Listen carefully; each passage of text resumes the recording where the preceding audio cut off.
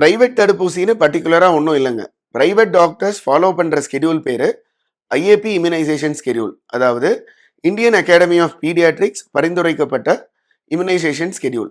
இதுல government recommend பண்ற 11 உயிர்கொல்லிக்கான தடுப்பூசியும் plus என்னதான் உயிர்கொல்லியா இல்லைன்னாலும் குழந்தைங்களுக்கு பாதிப்பு ஏற்படுத்துற சில நோய்களுக்கான தடுப்பூசியை எக்ஸ்ட்ராவா காசு கொடுத்து பேரண்ட்ஸ் விருப்பப்பட்டா போட்டுக்கலாம்.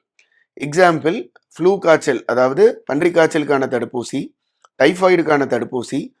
பர்டிகுலராக போன வருஷம் நிறைய குழந்தைங்களுக்கு பொண்ணுக்கு வீங்கி இல்லை கூவம்மன் சொல்கிற மம்ஸ் வைரஸ்னால பாதிக்கப்பட்ட நோய்க்கான தடுப்பூசி பேர் மம்ஸ் வேக்சின்.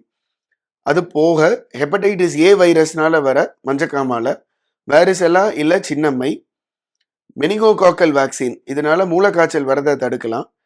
கவர்மெண்ட் தடுப்பூசிக்கும் பிரைவேட் தடுப்பூசிக்கும் என்ன மேஜர் டிஃபரன்ஸ்ன்னு ஃபர்ஸ்ட் பார்ப்போம்.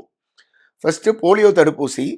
ஐஏபி ஸ்கெடியூல் படி போலியோ தடுப்பூசியை 1.5 மாதம் 2.5 மாதம் 3.5 மாதம் தொடையில் ஐஎம்மாக கொடுப்போம். பட் கவர்மெண்ட் ஆஃப் இந்தியா எல்லா குழந்தைங்களுக்கும் போலியோ கவரேஜ் கொடுக்கணுன்றதுக்காகவும் காஸ்ட் எஃபெக்டிவாக இருக்கிறதுக்காகவும் 1.5 மாதமும் 3.5 மாதமும் தோல் தடுப்பூசியாக போடுவாங்க.